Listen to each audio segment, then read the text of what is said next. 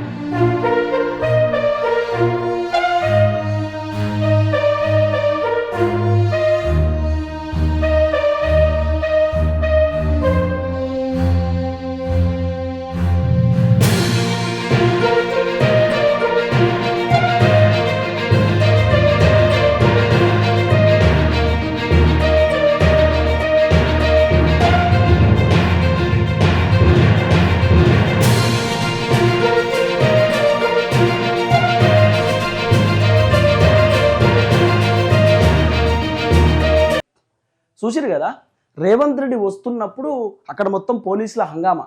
నవీన్ యాదవ్ వచ్చిన, నవీన్ యాదవ్తో పాటు ఎన్ఎస్యూఐకి సంబంధించినటువంటి లీడర్లు కొంతమంది కాంగ్రెస్ పార్టీ కార్యకర్తలు, నవీన్ యాదవ్ వెనకాల ఉన్నటువంటి లీడర్లే, తర్వాత పోలీసులే ఉన్నారు. పెద్దగా పబ్లిక్ ఎవరు లేరు. ఇక్కడ రేవంత్ రెడ్డి సభలో ఉండాల్సినటువంటి పబ్లిక్ కేటీఆర్ మీటింగ్లో ఉన్నారు షేక్పేట్లో. అసలు మామూలు విషయం కాదు. నేను రేవంత్ అన్న పరిశాన్ అయిపోయినాడు, ఇంతమంది జనాలు ఏంది కేటీఆర్ సభలా అని చెప్పి. సో రేవంత్ అన్నకి సంబంధించినటువంటి వస్తున్నటువంటి కాన్వాయ్ అది కదా. తర్వాత రేవంత్ అన్న ఆయన వచ్చిన తర్వాత ఏం జరిగింది అనేది, ఆయన రోడ్ షో నిర్వహిస్తున్నాడు రేవంత్ అన్న. అంటే రోడ్ షో అంటే రేవంత్ నగర్లో రోడ్ షో చేస్తున్నాడు, వెహికల్ మీద నిల్చొని అందరికీ జనాలకు నమస్తే చెప్పడము, మాకే ఓటేయండి అని చెప్పి ఇట్లా దండం పెట్టడము, ఇట్లా రోడ్ షో చేస్తున్నాడు. ఆ రోడ్ షో చేస్తున్నటువంటి వీడియోలో కూడా రేవంత్ అన్న పర్ఫార్మెన్స్ ఎట్లుంది, ఎంతమంది జనాలు వచ్చి ఏం కథ అనేది చూస్తే మీకే అర్థమవుతుంది. ఓసారి రేవంత్ అన్న రోడ్ షో చేస్తున్నటువంటి ఆ వీడియో కూడా చూసేటటువంటి కార్యక్రమం చేయండి.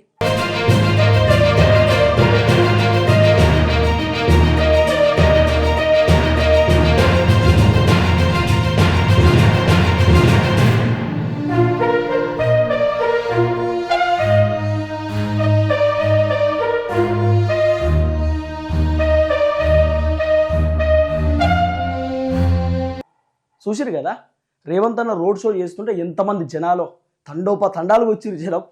అసలు ఉగ్గడ మొత్తం ఖాళీ, మొత్తం గ్రౌండ్లో సగం మంది పోలీసులు ఉన్నారు. దగ్గర 100 మంది పోలీసులే ఉంటారు కావచ్చు రేవంత్ అన్నకి సంబంధించిన రోడ్ షోలు. అక్కడ జనాలు లేరు, మరి ఎటు పోయిర్రు? అధికార పార్టీ అన్నప్పుడు ఇన్ఫ్లుయెన్స్ ఉంటుంది. అధికార పార్టీ అన్నప్పుడు చాలామంది జనాలు రావాలి, రేవంత్ రెడ్డిని చూడ్డానికన్నా జనాలు రావాలి కదా. అరే ముఖ్యమంత్రి వచ్చిండు మన గల్లీకి, ముఖ్యమంత్రి వచ్చిండు మన కాన్స్టిట్యున్సీకి అని చెప్పి దాదాపు 7 డివిజన్లు ఉంటే దాదాపు ఓట్లు ఎన్ని 2 లక్షల కంటే పైన ఓట్లు ఉంటాయి. మరి అంతమంది జనాలు అక్కడికి రావాలి కదా, ఎందుకు రాలేకపోయారు? మరి రేవంత్ రెడ్డి చూడడం ఇష్టం లేదా, రేవంత్ రెడ్డి మీటింగ్కి రావడం ఇష్టం లేదా? అది పెద్ద క్వశ్చన్ మార్క్. తర్వాత కేటీఆర్ ఆయన షేక్పేట్లో రోడ్ షో పెట్టిండు. కేటీఆర్ ఏం భారీ బహిరంగ సభ పెట్టలే. సేమ్ రేవంత్ రెడ్డి ఎట్లయినా రోడ్ షో పెట్టిండో కేటీఆర్ కూడా అట్లనే షేక్పేట్లో నిన్న రోడ్ షో పెట్టిండు. రేవంత్ రెడ్డి కంటే ముందే కేటీఆర్కి సంబంధించినటువంటి షెడ్యూల్ ఉంది షేక్పేట్లో.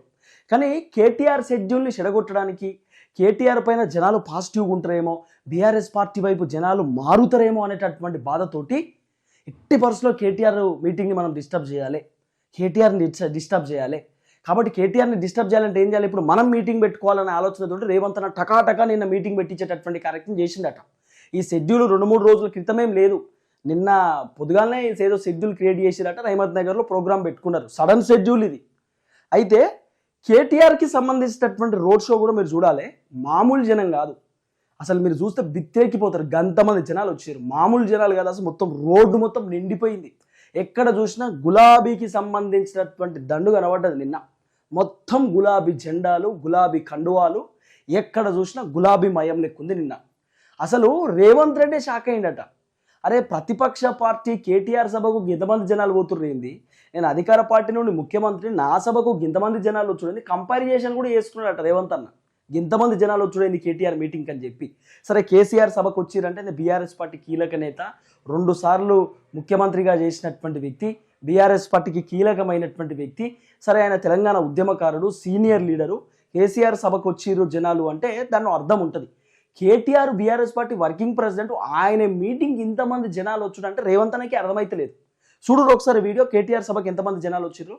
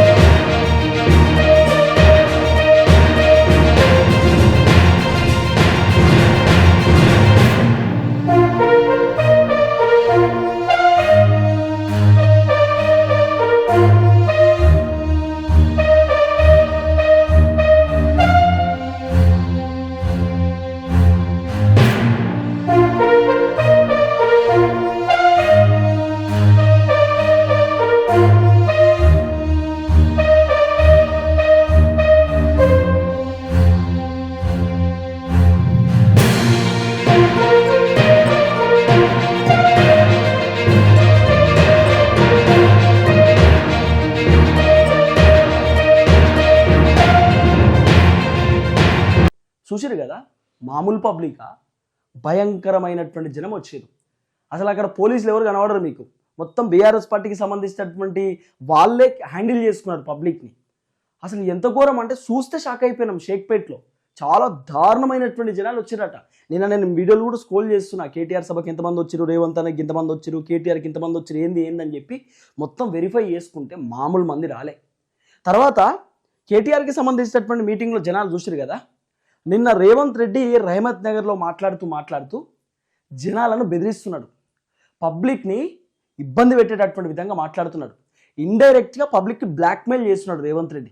ఆయన ఏం చెప్పిండు అనేది నేను మీకు చెప్పే కార్యక్రమం చేస్తా. ఫస్ట్ టైం మన ఛానల్ చూస్తున్నటువంటి వాళ్ళు దయచేసి సబ్స్క్రైబ్ చేయండి, షేర్ చేయండి, లైక్ చేయండి, పూర్తి స్థాయిలో సపోర్ట్ చేయండి. మీరు సబ్స్క్రైబ్ చేసుకోవడం ద్వారా నాకు ధైర్యం వస్తుంది, బలం వస్తుంది. నేను ఇంకా గట్టిగా వీడియోలు చేసేటటువంటి కార్యక్రమం చేస్తా. రైట్గా టాపిక్లోకి పోతే, రహమత్ నగర్లో రేవంత్ అన్న నిన్న భారీ బహిరంగ సభ పెట్టిండు. అది సభ లెక్కనే, అది రోడ్ షో అంటే ఓ 2 నిమిషాలు అటు ఇటు తిరిగిండు. తర్వాత సభ లెక్కనే పెట్టిండు, మీటింగ్ పెట్టి మాట్లాడిండు. నవీన్ యాదవ్ కూడా మాట్లాడిండు, రేవంత్ అన్న మాట్లాడిండు. రేవంత్ అన్న మాట్లాడుతూ ఏం చెప్తున్నాడంటే, మీరు బీఆర్ఎస్ పార్టీకి గనక ఓట్లేస్తే మీకు 200 యూనిట్ల కరెంట్ కట్ అవుతుంది, కొత్త రేషన్ కార్డులు కట్ అవుతాయి, సన్న బియ్యం కట్ అవుతుంది, ఆర్టీసీ ఉచిత ప్రయాణం కట్ అవుతుంది మహిళలకు అని చెప్పి ఇండైరెక్ట్గా జూబ్లీ హిల్స్ జనాలకి రేవంత్ రెడ్డి వార్నింగ్ ఇస్తున్నాడు. జూబ్లీ హిల్స్ జనాలను రేవంత్ రెడ్డి భయప్రాంతులకు గురి చేస్తున్నాడు. ఇండైరెక్ట్గా బ్లాక్మెయిల్ చేసేటటువంటి కార్యక్రమం చేస్తున్నాడు. అసలు ఎందుకు బ్లాక్మెయిల్ చేయాలి? జనాలకు నచ్చితే వేస్తారు, నచ్చకపోతే ఓటు వేయరు. నిన్న నవీన్ యాదవ్ చెప్తున్నాడు, నిన్న గమ్మత్ ముచ్చట నవీన్ యాదవ్ది కూడా, మీరు రేవంత్ రెడ్డి గౌరవం కాపాడాలి, మన మంత్రుల గౌరవం కాపాడాలి, మన అధిష్టానం గౌరవం కాపాడాలి, వాళ్ళ గౌరవం కాపాడడం కోసమే మీరు నాకు ఓటు వేయాలని చెప్తున్నాడు. మరి నేను ఎమ్మెల్యే అయిన తర్వాత ఈ కాన్స్టిట్యున్సీకి అది చేస్తా, ఇది చేస్తావు, గుడి కట్టిస్తున్నావు, బడి కట్టిస్తున్నావు, రోడ్ వేపిస్తున్నావు, ఆ గల్లీలు మంచిగా చేస్తున్నావు, ఇవన్నీ చెప్తలేడు నవీన్ యాదవ్. వీళ్ళ ఏంది మర్యాద కాపాడుకోవాలి, రేవంత్ రెడ్డి మర్యాద కాపాడాలి, మంత్రుల మర్యాద కాపాడాలి, లేకపోతే అక్కడ హైకమాండ్ మర్యాద కాపాడాలి, వీళ్ళ మర్యాద కాపాడుకోవడానికి మీరు నాకు ఓటేయాలంటారు. గాళ్ళ మర్యాదతో వీళ్ళకేం బాధ? జూబ్లీహిల్స్ జనాలకు రేవంత్ రెడ్డి మర్యాదకి దేనికి బాధ?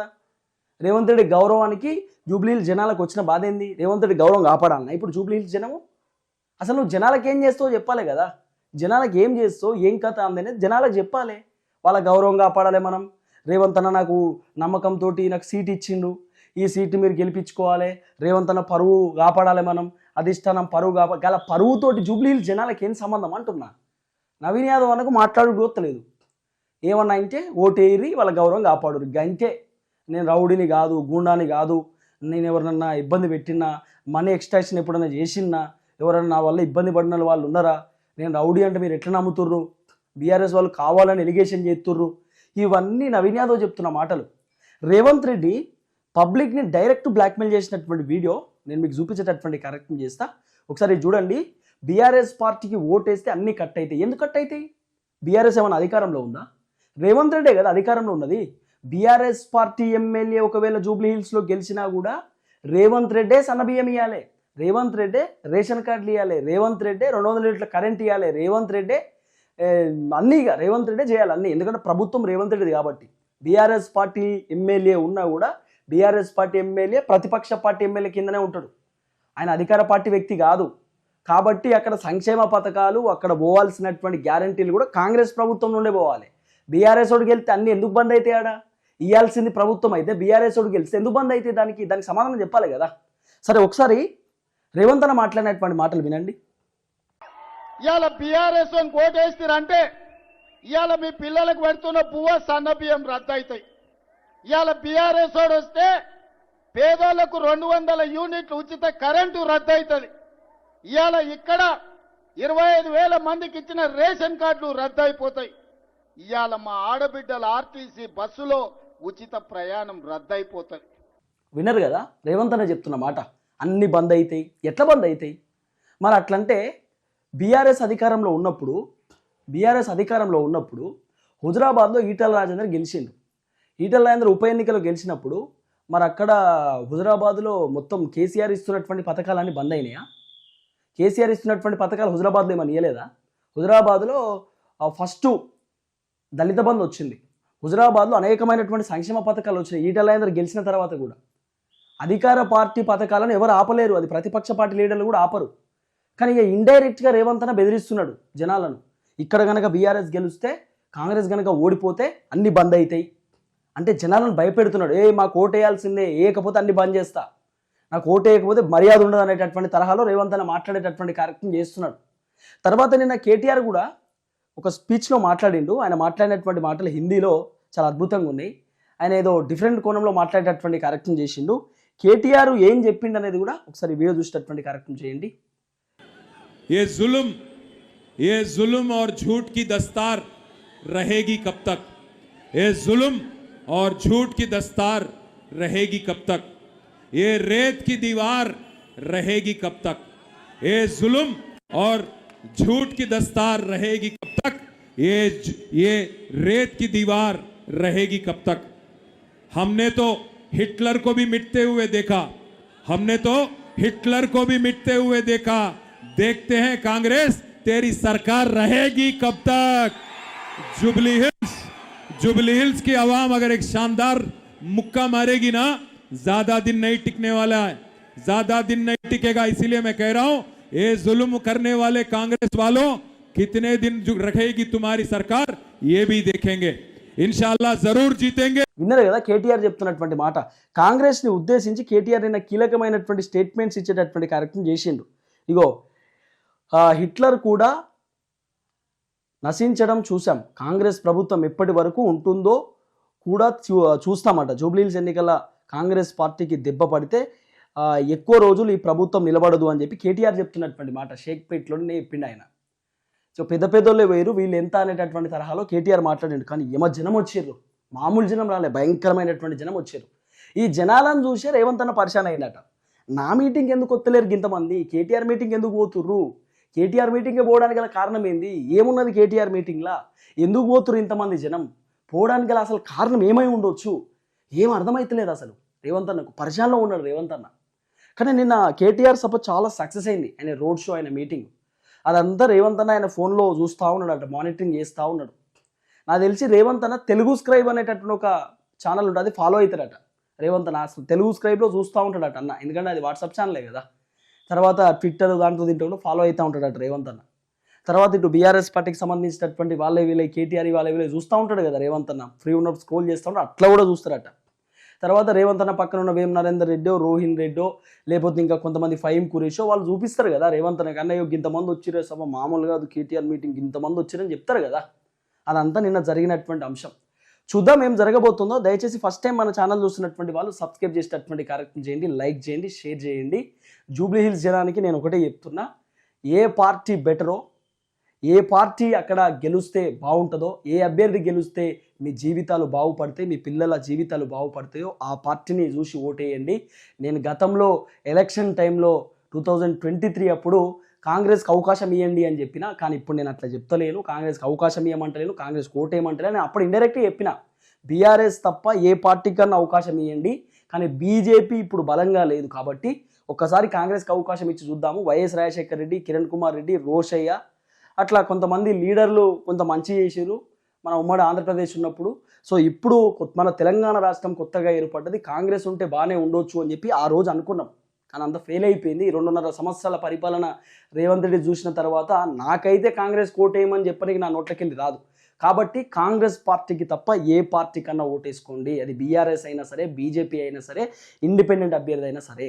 ఇది నేను చెప్పబోతున్నటువంటి అంశం. అంటే నాకు అనిపిస్తున్నది నార్మల్గా, నేను 2023లో కాంగ్రెస్కే ఓటేయమని చెప్పినటువంటి వ్యక్తిని ఇప్పుడు మాత్రం కాంగ్రెస్ ఓటేసి మోసపోకుండా అయితే చెప్తా. ఎందుకంటే ఏం చేసిరని ఏమైనా డెప్త్గా మాట్లాడుకునేటటువంటి కార్యక్రమం చేద్దాం.